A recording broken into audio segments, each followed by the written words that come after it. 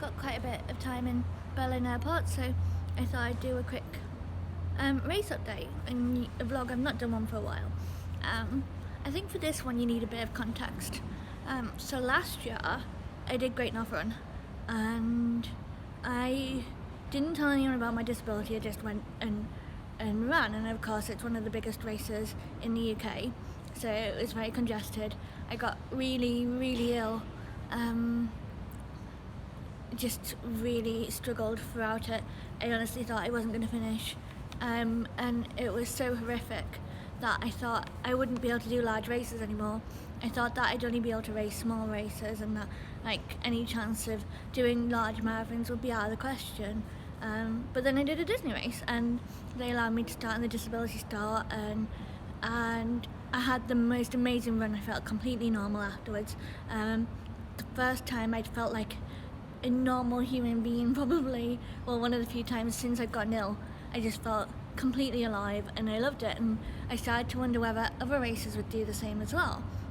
So I still entered the World Major Lotteries, and of course I got into Berlin and Chicago.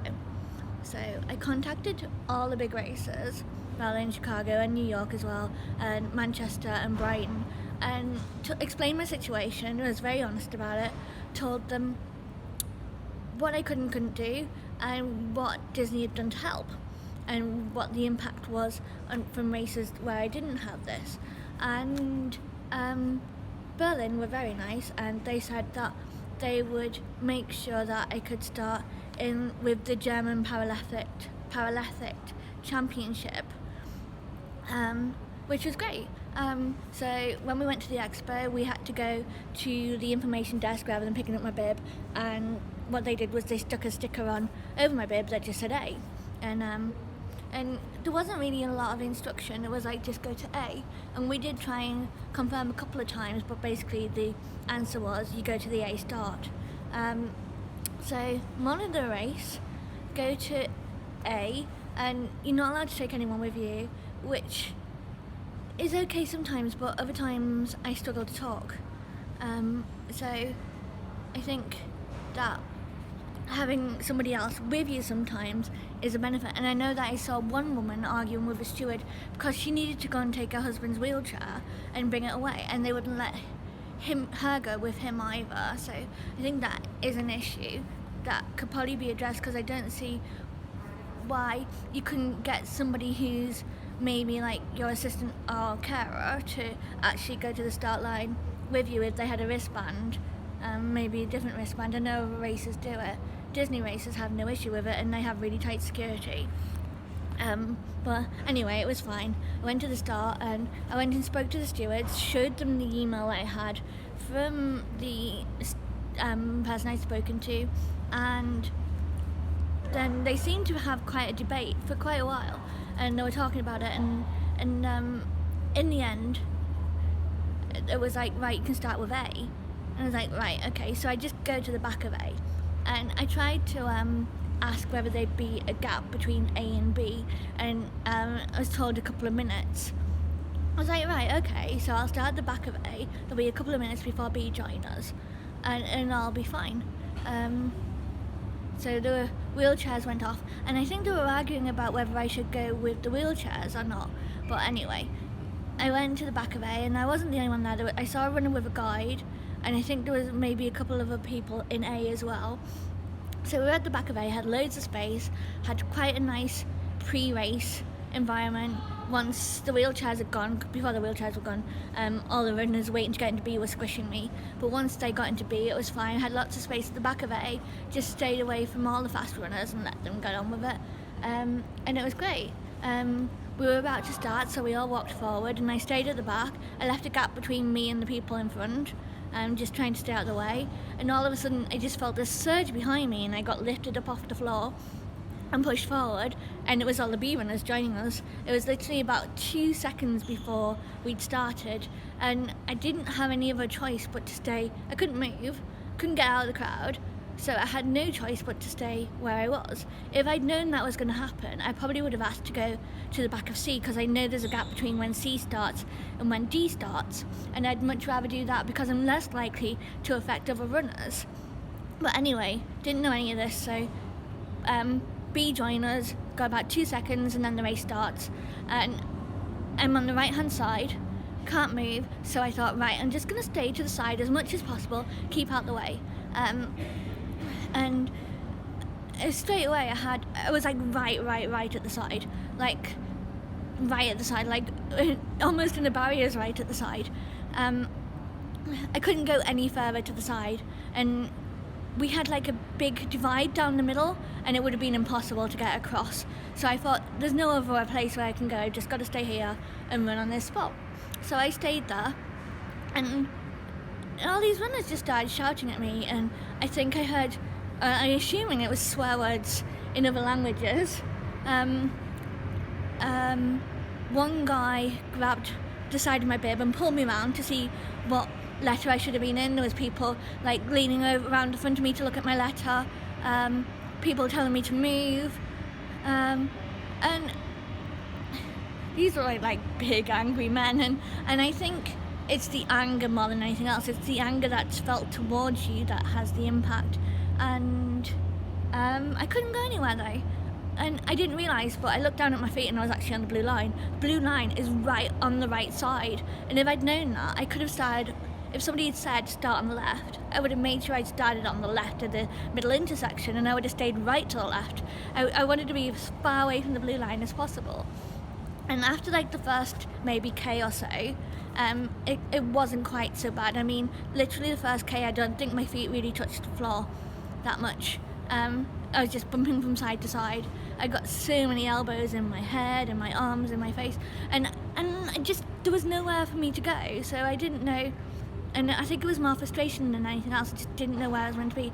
And if I could have got over to the left, then I would have done, but there was no way to get through that sea of runners. I think I would have like knocked everybody over. So I just stayed where I was. And then the first opportunity that I got to go on the left, because the blue line seemed to be on the right more than the left, and oh my god, all I could think of for the first few K is, I hate this blue line, I've got to get away from this blue line. So I think it was maybe around about 5K where I could get to the other side easily without getting in anyone's way. So as soon as I did that, I stayed on the other side, and I literally went on the extreme outside of every bend. So as everybody was taking the inside of the bend, I was on the complete outside, which was great for high fives and people cheering you on, but not so great for you running the tangent of the race. But I didn't care about the tangent by that time. But this blue line that I just thought so much about, it just became my worst nightmare. Every time it came over to the right, I just wanted to swear and scream and cry, because there'd just be a huge amount of runners. But after the first maybe couple of miles, it wasn't so bad. I mean, it was probably more normal, congested race, could deal with it. And I think I could have dealt with all of it if it wasn't for the anger. But I think by that point, I just thought, I'm not supposed to be here, I'm not supposed to be here, I shouldn't have gone in A, I don't know what I should have done. But, and I had to start talking to myself, because I did what I was told to do. I didn't break any rules, I didn't cheat, didn't lie to get into A. I told them exactly what was wrong with me and what can help me, and that's where they put me. So I had to keep reminding myself that I hadn't done anything wrong, and it's so difficult because you feel like you're ruining everybody's races behind you. And the crowd were amazing for that. Literally the whole first maybe 10K, every couple of minutes I'd just want to like cry my eyes out, and every time I felt like that, there'd be somebody going, "Come on, Sarah!" And I think the benefit of being a slow runner amongst all these really fast runners is they can read the name on your bib, so you get the cheers and the high fives, and it was tough. And probably the first half of the race, you'd have waves where it would get a bit calmer and it wouldn't be quite so busy, and then another pacer group would come past you and stuff like that, and then you'd be as far over to the side as you could be, but they'd still be pushing you out the way, and I think it's also quite hard to do a race where everybody coming past you is faster than you, because you feel a bit rubbish. And I could deal with that, I think. If I hadn't had the awful start that I'd had where I felt out of place and like I shouldn't be there, I think I would have dealt with that much better. But because I'd had that start, I was just starting to feel more and more rubbish. And then James was halfway, but I didn't see him. But So it's kind of like just had to take my race back, and I kept telling myself that you just have to own your race, you have to take it back. People can do negative things for you, but to you, or for you, but if you let them negative things have an impact on you, that's on you, and it's up to you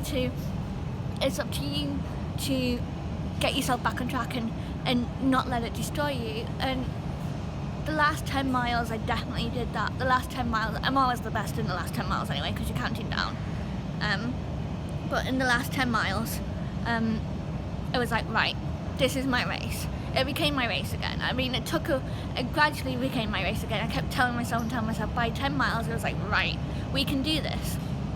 And so I kept gradually started getting stronger and stronger again.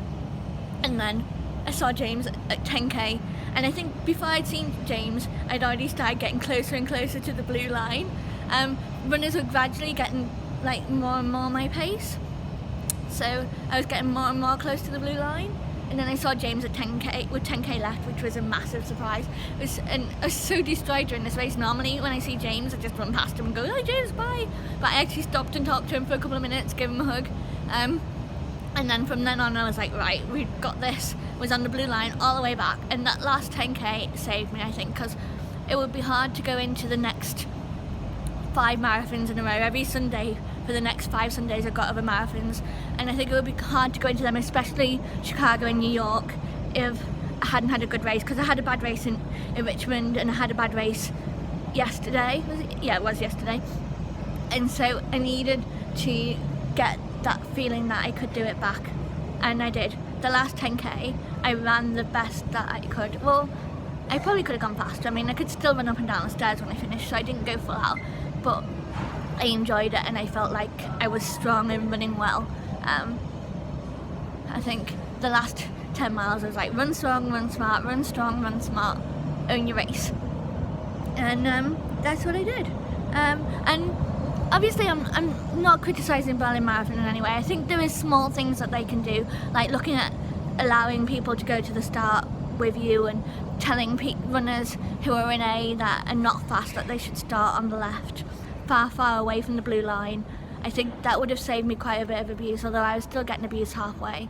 And I'm not sure if the runner with the guide was getting abuse, but I did see them getting knocked about a bit. But yeah, but there's just, I mean, I've judged people before. I've done races where I started running and I've got somebody in front of me and I'm like, no way are they meant to be in front of me in this race. And like, maybe you'll have a casual glance at your bib as you're going past, but I swear I'm never doing that again. Because starting a race with like 20 or 30 people going past you all looking at your bib to see where you should be, it's not a nice feeling. So I'm going to try my hardest not to judge other people, even if they did lie to get into where they were. It's got nothing to do with me. So I'm going to try I'm going to try my best not to judge, make other people feel the way I felt. But there was certainly no need for the level of anger towards me. But I did it anyway. Berlin Marathon's done. It was my 4th fastest marathon. So very pleased with that. Obviously the congestion made me quite ill in the middle, especially because I was turning around, seeing who was behind me to make sure I was out of the way of runners. Like, I didn't even high five people unless I'd look behind me to make sure I wasn't blocking somebody coming past. And that made me quite ill. But I managed to slow it down and stay calm. I think maybe for about 6 miles I couldn't go faster than 10-minute miles, just because that was the pace my brain decided it could run that day. It gets into a pattern and then it can't go faster or slower than that. But anyway, it's done. I survived. And I think it shows how mentally strong you can be. Yeah, also my legs really hurt during the entire race, and I couldn't figure out why, and then I counted how many marathons I'd done this year, and I was like, okay, maybe that's why. But anyway, on to the next one now. This is a very long video, sorry, but there was quite a lot to explain. So next one is Chester next week, which I'm really looking forward to, and then Chicago. Okay, right, I think that's it. See you later.